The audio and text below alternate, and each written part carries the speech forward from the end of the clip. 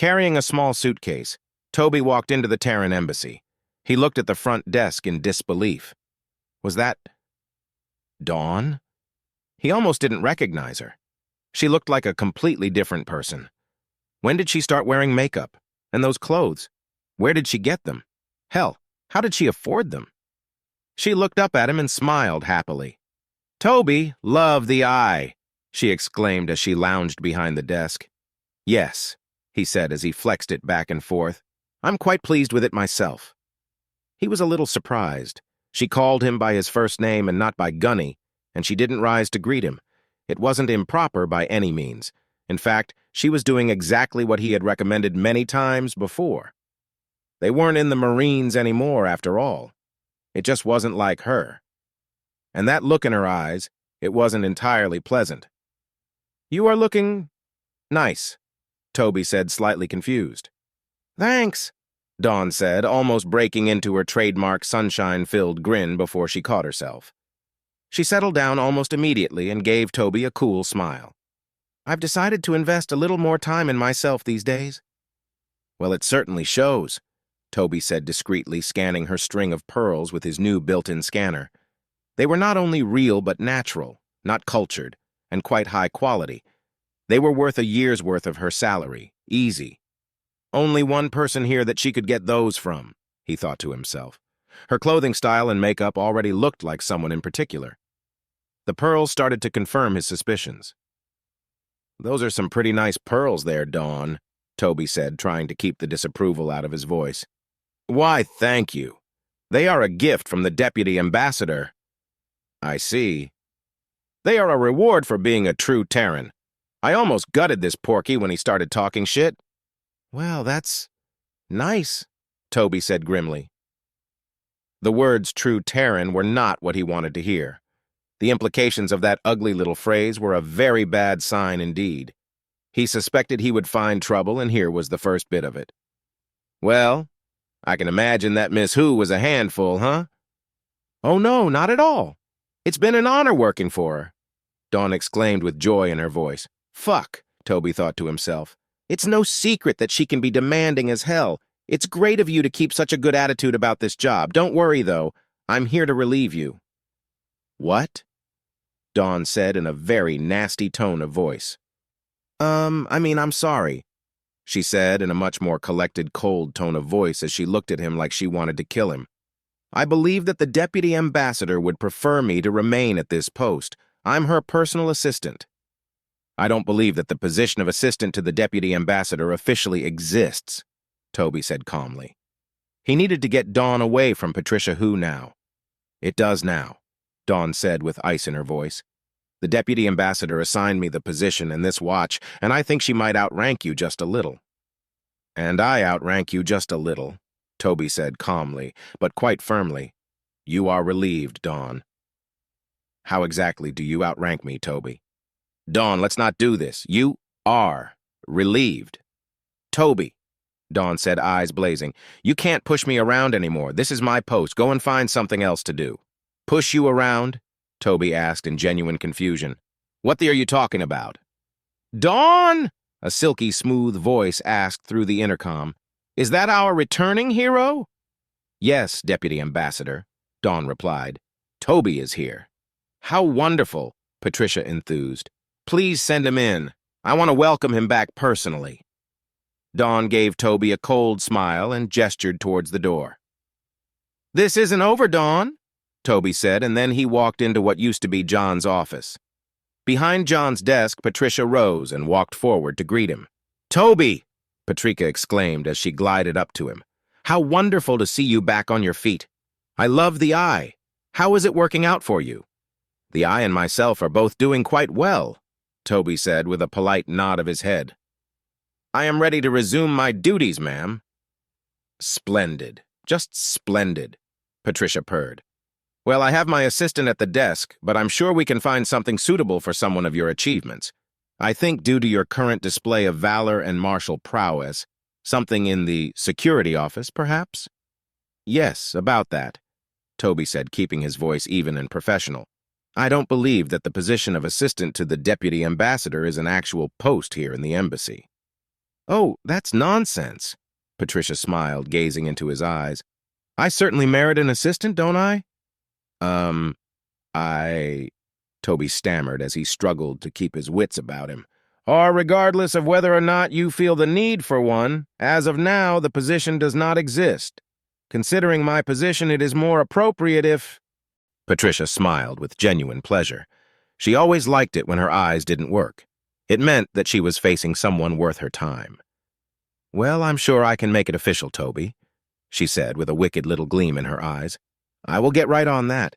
It will be official, along with her promotion to make her equal to you in pay grade by the end of the day. Tomorrow at the latest. She glided back to her desk. In the meantime, please feel free to take the rest of the week off. You deserve it. Ma'am, I am perfectly capable. I said take the rest of the week off. That's an order, Toby, Patricia said warmly. Think of it as my way of welcoming you back to our little family. On Monday, I will have something for you over in security where your skills will be of much better use. I am sure that the ambassador will have something to say about this. Oh, I'm sure that he will. Once he is back, I will move to my new office in the back, and I'm sure you will get your little desk returned to you, Patricia said with a voice filled with warmth and good humor. I wouldn't dare make any permanent change to your assignment. You are still the assistant to the ambassador. It's just that until he returns, I already have an assistant, as you can clearly see. Yes, ma'am, Toby said successfully, keeping the anger out of his voice. See you on Monday, then. Everything sorted out, then? Dawn said with a toothy ear-to-ear grin as Toby left Patricia's office. Yes, Dawn, it is, Toby said calmly. Dawn, you have friends, myself included. If you ever need us, we will be here. Thank you, Toby, but I already have everything I could ever dream of. He staggered alongside his mother, trying to keep up. They had been walking for over a week. The food ran out days ago, and the water ran out yesterday. It was all he could do to keep just putting one foot in front of the other. He was so hungry. In the distance, they could make out the walls surrounding their goal, a settlement. They had heard about it from a wanderer who claimed to have escaped. His mother thought that slavery seemed a better fate than starvation. They had to feed slaves, didn't they? She was willing to trade their freedom for a few mouthfuls of food. It was better than trying to trade her body for the ever-diminishing scraps that she could manage to get. They were slowly dying. Maybe here things would be better. Clutching his starving infant sister in her arms, his mother approached the gates emblazoned with a red phoenix on each door, and flags bearing a red phoenix on a white background on the walls. They were greeted by an armored warrior with a Gauss rifle slung across his back and a crude sword on his hip. He sneered at them. What have we here? He asked. Please, his mother pleaded. We've come a long way And what? He laughed. We would like to come to work for you, she said, begging. I'll do anything. Look at you. You are half dead already. He laughed. You are too weak to do anything, and you have a baby, just a worthless mouth to feed. He looked at them appraisingly. The boy might be worth something, but the rest of you worthless. He laughed. Hell, we would have to boil you for hours just to make a bowl of soup. The infant doesn't have much meat on her left, but at least it will be tender. He ripped the boy's sister from her mother's grasp.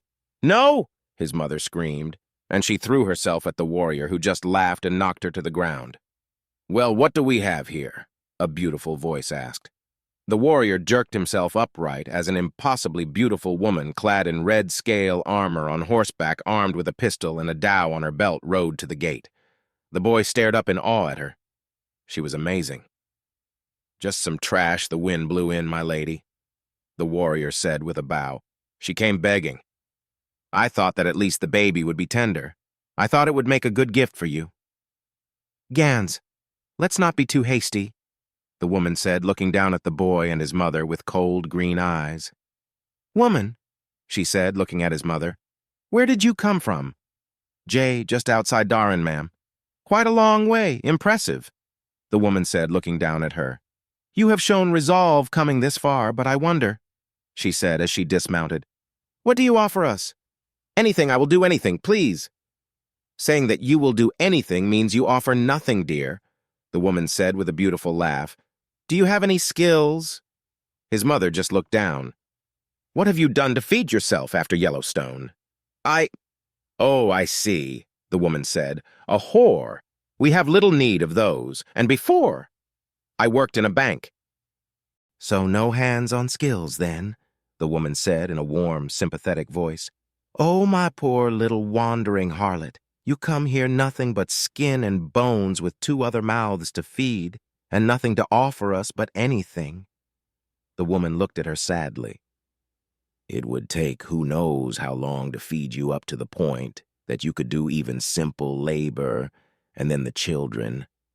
The boy might be able to eventually earn his keep, but this, she said as she took the infant from her warrior, this thing is completely useless. Please, I'll do anything, please. So you say, but I see no strength in you, the woman said, piercing her with her cold green eyes. What I had hoped was resolve is nothing but desperation. Desperation I have in abundance. Resolve is what I desire. Even so, I do have something to give you, she said with a smile. His mother looked at her hopefully. I shall bring your suffering to an end. You and your son shall feed my men, and this little morsel, she said as she stroked the crying infant, shall have the honor of gracing my table. No! His mother screamed as she threw herself at the woman. With one vicious kick, his mother was knocked to the ground, clutching her belly. No, please, please, she moaned. Get up, the woman said calmly. His mother just curled up, weeping on the stones, weakly pleading for her daughter. The woman just sighed. Disappointing? She turned to leave. The boy grabbed a stone and hurled it at the woman. Leave my sister alone, he yelled. Oh? The woman said as the rock bounced off of her armor. Gans started to draw his blade and stopped with a wave of the woman's hand. You would stop me, child? The woman said in a hopeful tone of voice. Come then, save your sister. Show me your resolve. The boy charged the woman and received a vicious kick carefully calibrated to stop just short of permanent damage. He was hurled back several meters and landed coughing and gasping. Get up, boy, the woman said as she looked down at him with unfeeling green eyes. Get up! The man awoke. Always wake up before the good part, he muttered. He got out of bed and stretched his muscular, tattooed frame. He then started to slowly inhale and exhale as he moved his body, focusing his chi as he did so, just like he has done every morning for the last 1.5 centuries. After he completed his exercises, he showered and then shaved. He paused and looked at the young man staring back at him in the mirror. He chuckled and shook his head. After he left his stateroom, he walked to the cargo hold. Everyone snapped to attention as he passed. Good morning, Bloodlord, a young woman said brightly. Good morning, the man replied pleasantly. That is a title from another time. It's best to get out of the habit of using it. You never know who is listening. Yes, yes, sir, the woman replied respectfully. There you go, the man said as he tousled her hair. Sir, the woman said hesitantly. I was wondering if... Yes, child, the man asked gently. I was wondering if you have time, if you'd... Bah, just ask or don't. Show some resolve, he said with a smile. I've been studying muscle tendon changing, and I was wondering if you could give me some pointers, the woman said hesitantly. Not with that resolve, the man said with a chuckle. Try again. The woman took a deep breath. I would be honored if you would give me some pointers, she said with more confidence in her voice. Close enough. Sure. Catch me sometime when you are off shift, he said with a gentle laugh. Remember, if you are ever dealing with her ladyship, confidence and resolve are key. Don't hem and haw like that around her. It will be most unpleasant if you do. Yes, Blow. Yes, sir. She then darted off breathlessly. He watched her leave, smiling indulgently. He wondered whose grandchild or great-grandchild or great-great, whatever grandchild she was. She definitely looked familiar. He entered the cargo bay turned makeshift gym. A few people were in there working out or doing forms. Among them was Crimson. She was there with her John going through forms, her elegantly styled long red hair flowing as she moved. He took a moment to admire her slender frame. She as was flawless as her moves. Absolute perfection. She finished her form and then looked over at him with a smile. You look exactly as you did the day we met, Crimson. No, you are even more beautiful, he said as he approached. And you look nothing like the frightened little boy whose virginity I stole, she laughed as she hugged him, her blue eyes twinkling. Oh, it's good to see you again, Marrow. How long has it been? At least 20 years since we have actually been face to face, Marrow said with a smile. We were both a bit more wrinkly back then. Ugh, don't remind me, Crimson laughed. So, she has called for 2 bloodlords. Has her ladyship revealed any of her plans to you? No, Marrow said with a chuckle. I was going to ask you the same question, but it seems that both of us are in the dark this time. All I know is that I was to board this vessel, and that we were to wait here until informed otherwise. Not only us, but so many familiar faces that one would think we were about to knock over a station. Crimson laughed. It's so weird.